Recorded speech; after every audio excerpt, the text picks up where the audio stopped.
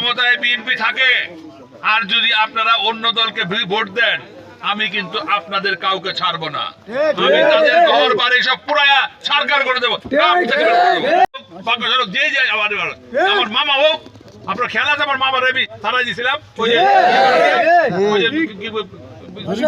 জরিপ নিয়ে দিয়েছিলাম না, আমি কিন্তু ছাড়ি নাই কিন্তু কাউরে। এবার কিন্তু আরো কঠোর হব, আমি মিন করতেছি কিন্তু এই কথাটাকে। ইনশাআল্লাহ আমার বিএনপি এবার ক্ষমতায় গ্রহণ করবে, ইনশাআল্লাহ সব মেজরিটি জিতা সরকার গঠন করবে। বিএনপি ক্ষমতায় আসা মানে মঞ্জুর হাসান মুন্সি ক্ষমতায় আসা, মানে আওয়াল খান ক্ষমতায় আসা, মানে কোন ক্ষমতায় আসা।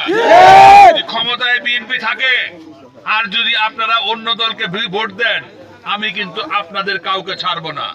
আমি তাদের ঘর বাড়ি সব পুরায়া সরকার করে দেবো।